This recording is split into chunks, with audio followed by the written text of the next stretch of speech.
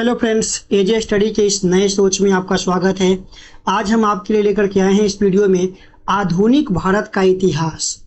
ये वीडियो घटना चक्र पूर्वावलोकन के विविध वाले प्रश्न से हम लेकर के आए हैं आधुनिक भारत के इतिहास वाले सेक्शन से, जो एग्जाम में काफ़ी बार ये प्रश्न पूछा गया है। उन पूरे प्रश्न की हम चर्चा करेंगे, व्याख्या के साथ हम पूरे प्रश्न की चर्चा करेंगे। तो चलिए हम वीडियो की शुरुआत कर लेते हैं। मेरा नाम हुआ अजय कुमार और इस वीडियो के सबसे पहले प्रश्न में आपके बीच प्रश्न है कि निम्नलिखित कथनों पर विचार करें।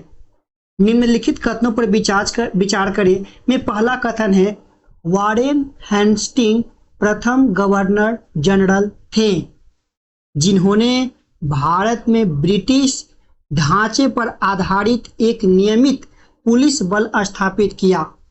दूसरा कथन है, रेगुलेटिंग एक्ट 1773 द्वारा कलकत्ता में उच्चतम न्यायालय अर्थात सुप्रीम कोर्ट की स्थापना की गई थी। तीसरा कथन है, भारतीय दंड संहिता वर्ष 1860 में लागू हुई। उपरोक्त कथनों में कौन सा कथन सही है? आपका ऑप्शन है इस प्रकार।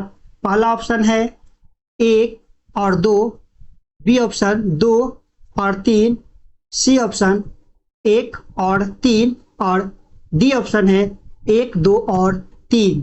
ये प्रश्न जो है IAS प्रीलिम्स 2005 में पूछा गया था। चलिए इस प्रश्न के उत्तर को हम देखते हैं। तो इसका जो राइट आंसर है ऑप्शन नंबर बी, यानी इसका सही जवाब है 2 और 3 कथन इसका सही है। चलिए इसकी हम व्याख्या को समझते हैं। व्याख्या में जानते हैं कि लॉर्ड कॉर्नवालिस प्रथम गवर्नर जनरल थे जिन्होंने पुलिस सुधार प्रक्रिया के अंतर्गत भारत में ब्रिटिश ढांचे पर आधारित एक नियमित पुलिस बल स्थापित किया था, न कि वारेन हेस्टिंग ने। अतः कथन एक असत्य है। रेगुलेटिंग एक्ट 1773 के अधिनियम द्वारा 1774 ईस्वी में कलकत्ता में उच्चतम न्यायालय स्थापित किया गया था। अतः कथन 2 सत्य है। भारतीय दंड संहिता 1860 में लॉर्ड कैनिंग के कार्यकाल में लागू हुई थी। अतः कथन 3 भी सत्य है। इस प्रकार विकल्प बी सही उत्तर होगा। अगले प्रश्न की हम बात कर लेते हैं। 19वीं शताब्दी में किस देश का भारत की ओर विस्तार का डर एंग्लो अफगान संबंधों का आधार था? चलिए इसके उत्तर ऑप्शन को देखते हैं। ए अफगानिस्तान, बी फ्रांस, सी ईरान, डी रूस। इसका राइट जवाब है ऑप्शन नंबर डी रूस। चलिए इसकी हम व्याख्या को समझते हैं। 19वीं शताब्दी में रूस देश का भारत की ओर विस्तार का डर एंग्लो अफगान संबंधों का आधार था। रूस एवं ईरान तत्कालीन पारस जिसे कहते हैं के मध्य तुर्कोमनचाई की संधि जो कि 1828 में हुई थी के पश्चात रूस के बढ़ते प्रभाव से अंग्रेज घबरा गए। इंग्लैंड में विशेषज्ञों ने भारत संकट में है का नारा लगाया।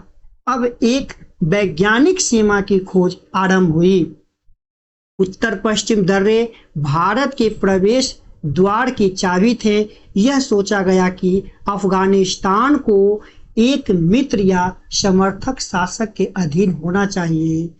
यही एंग्लो अफगान संबंधों का आधार बना। अगले प्रश्न की हम बात कर लेते हैं। अगला प्रश्न है, सूची 1 को सूची 2 से सुमेलित कीजिए और सूचनाओं के नीचे दिए गए कूट का प्रयोग करते हुए सही उत्तर चुनिए। तो कूट आपका इस प्रकार है, 1775 प्रथम आंग्ल बर्मा युद्ध, 1780 प्रथम आंग्ल अफगान युद्ध, 1824 प्रथम आंग्ल मराठा युद्ध, 1838 द्वितीय आंग्ल मैसूर युद्ध। आपका कूट इस प्रकार है। ए आपका है 4 3 2 1, B option 4 3 1 2, C option 3 4 2 2, D option 4 3 2 1। चलिए इस प्रश्न के उत्तर को हम देखते हैं। इसका राइट आंसर है ऑप्शन नंबर सी, अर्थात 3 4 1 2 2। ठीक है, मतलब ए का 3, बी का 4, सी का 2 और डी का 2। चलिए इसकी व्याख्या को देखते हैं। पहला नंबर 1775 से 82 प्रथम आंग्ल मराठा युद्ध। दूसरा 1780 से 84 द्वितीय आंग्ल मैसूर युद्ध वारेन हेस्टिंग के कार्यकाल में अंग्रेजों तथा हैदर अली के बीच हुआ था। आयरकूट के नेतृत्व में अंग्रेजी सेना ने पोर्ट नोवो के युद्ध में हैदर अली को पराजित किया। 3 1824 से 26 लॉर्ड एमहर्स्ट के कार्यकाल 1823 से 28 में प्रथम आंग्ल बर्मा युद्ध हुआ। ब्रिटिश सेना ने बर्मा सेना को पराजित कर यांडवू की संधि जो कि 1826 की हुई थी। और चौथा ऑकलैंड 1836 ईस्वी में भारत का गवर्नर जनरल बनकर आया। इसके शासनकाल की महत्वपूर्ण घटना थी प्रथम आंग्ल अफगान युद्ध जो कि 1838 से 42 में संपन्न हुआ था। एक हम बता दें, आई बटन पर आप देखिएगा, हम 1773 से लेकर के 1826 तक के जितने भी गवर्नर या वायसराय थे उनकी सारी डिटेल हम एक शॉर्ट वीडियो में लेकर के आए थे। आप उस वीडियो को जरूर देखें। चलिए हम अगले प्रश्न की तब तक बात कर लेते हैं। अगला प्रश्न है, निम्नलिखित में से कौन सा युग्म सही सुमेलित नहीं है। आपका युग्म इस प्रकार है, पुनः जजिया लगाया फर्रुखसियर ने, मसूलीपट्टनम पर अधिकार फोर्ड, सती प्रथा निषेध अधिनियम लॉर्ड विलियम बेंटिंग। चौथा ऑप्शन दास्ता का अंत मैल्कम। इसका राइट जवाब है ऑप्शन नंबर डी, दास्ता का अंत मैल्कम। आइए इसकी व्याख्या को हम समझते हैं। फर्रुखसियर द्वारा जजिया कर आरोपित किया गया था तथा सती प्रथा निषेध अधिनियम लॉर्ड वेलेस्ली बेंटिंग द्वारा पारित किया गया था, जबकि तृतीय कर्नाटक युद्ध के दौरान कर्नल फ्रांसिस फोर्ड के नेतृत्व में अप्रैल 1759 ईस्वी में मसूलीपट्टनम पर अंग्रेजों ने अधिकार किया था। मैल्कम एक अमेरिकी पादरी थे जिन्होंने भारत की यात्रा कर 1830 के दशक में दक्षिण भारत में दास्ता का ब्यौरा दिया, परंतु दास्ता के अंत से उनका नाम नहीं जुड़ा है। दास्ता का अंत 1843 ईस्वी में लॉर्ड एलनबरो द्वारा दिया गया था। इस प्रकार आपका option number D right answer है। अगला प्रश्न की हम बात कर लेते हैं। भारत के संदर्भ में शासन में प्रजासत्तात्मक दृष्टिकोण निम्नलिखित में से किससे प्रायः संबंधित माना जाता है। ऑप्शन है आपका ए थॉमस मुनरो से, बी चार्ल्स ग्रांट से, सी हॉल्ट मैकेंजी से, डी मैकॉले से। आपका आंसर है ऑप्शन नंबर ए। चलिए हम इसकी व्याख्या को देखते हैं। इसकी व्याख्या है कि भारत के संदर्भ में शासन में प्रजासत्तात्मक एवं स्वच्छंदतावाद मतलब रोमांटिसिज्म दृष्टिकोण प्रायः थॉमस मुनरो 1761 से 1827, मैल्कम 1769 से 1833, एल्फिंस्टन 1779 से 1859 तथा मेटकॉफ 1785 से 1846 आदि ब्रिटिश प्रशासकों का माना जाता है। ये भारतीय गांवों के गणतंत्रात्मक स्वरूप के प्रमुख समर्थक थे। मुनरो ने मद्रास में 1820 ईस्वी में रैयतवाड़ी व्यवस्था की शुरुआत की थी।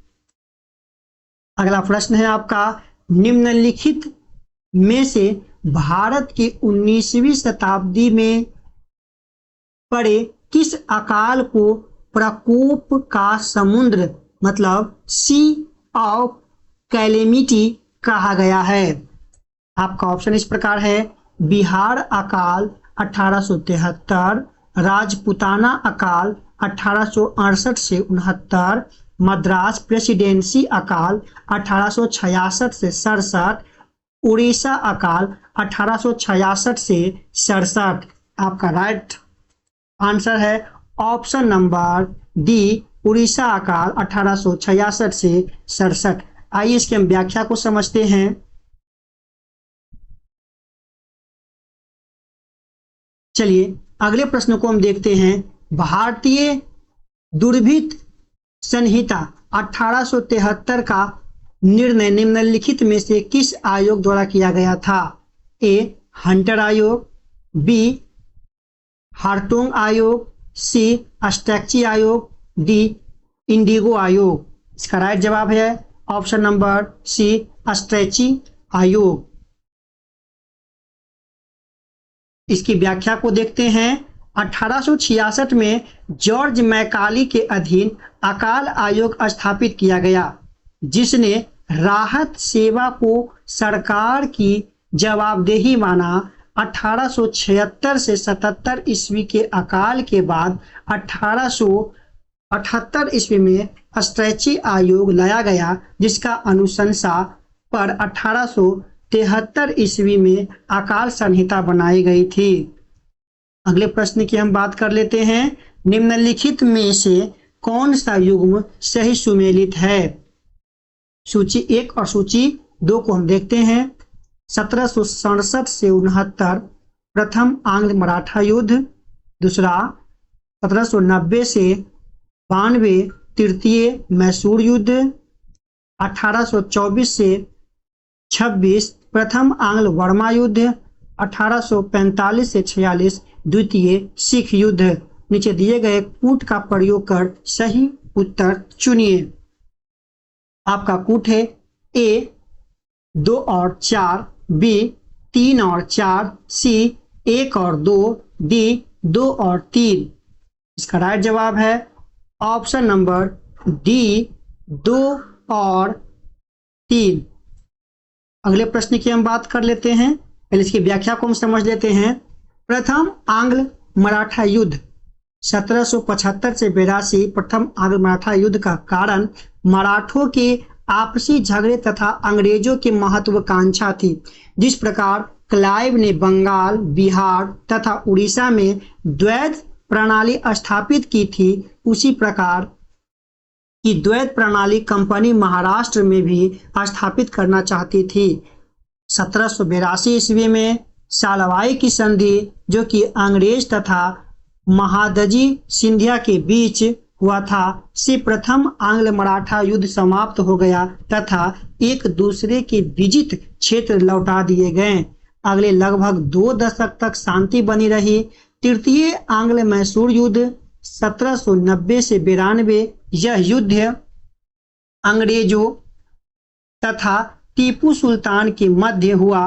अंग्रेजों ने मराठों तथा निजाम के सहयोग से श्रीरंगपट्टनम पर आक्रमण किया। मिडोज के नेतृत्व में टीपू पराजित हुआ। मार्च 1792 ईस्वी में अंग्रेजों और टीपू के बीच श्रीरंगपट्टनम की संधि हुई। संधि की शर्तों के अनुसार टीपू को अपने राज्य का आधा हिस्सा अंग्रेजों तथा उसके सहयोगियों को देना था। साथ ही युद्ध के हार जाने के रूप में टीपू को 3 करोड़ रुपये अंग्रेजों को देना था। प्रथम आंग्ल बर्मा युद्ध, जो कि 1824 से 26, प्रथम आंग्ल बर्मा युद्ध लॉर्ड एमहर्स्ट के काल 1823 से 28 में लड़ा गया। यह युद्ध ब्रिटिश औपनिवेशिक स्वार्थ के कारण लड़ा गया। 1825 ईस्वी में ब्रिटिश सेना के सैनिक कमांडर ने वर्मा सेना को परास्त कर 1826 ईस्वी में यांडवू की संधि की।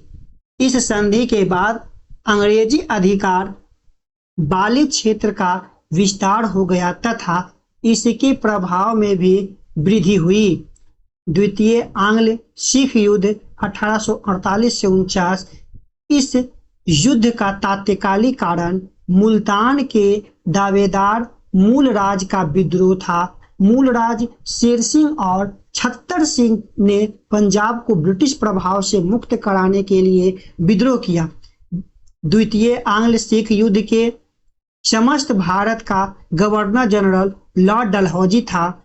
1845 से 46 ईस्वी में भारत आंग्ल सिख युद्ध हुआ था। इस प्रकार 2 और 3 के युग्म सही सुमेलित हैं। चलिए अगले प्रश्न की हम बात कर लेते हैं। निम्नलिखित को सही क्रमानुक्रम में व्यवस्थित कीजिए और नीचे दिए गए कूट की सहायता से सही उत्तर को चुनिए। Dramatic performance, B option. Vernacular press act, C option. North western provinces and Awadh act, D option. Bengal tenancy act. आपका कूट इस प्रकार है। ए ऑप्शन में है आपका ए, बी, डी और सी। ऑप्शन नंबर बी में है D, B, A, C. Option C में ए, बी, सी, डी और option D, B, C, D, A. इसके राइट आंसर को देखते हैं तो इसका राइट आंसर है ऑप्शन नंबर ए, यानी ए पहले ड्रामेटिक परफॉर्मेंस, फिर आपका बी वर्नाक्यूलर प्रेस एक्ट, फिर डी बंगाल टेनेंसी एक्ट, फिर C north western provinces and Awadh act. चलिए हम देखते हैं इसकी व्याख्या। ड्रामेटिक परफॉर्मेंस एक्ट जो कि 1876 में, उसके बाद वर्नाक्यूलर प्रेस एक्ट 1878 में, फिर बंगाल टेनेंसी एक्ट 1885 और नॉर्थ वेस्टर्न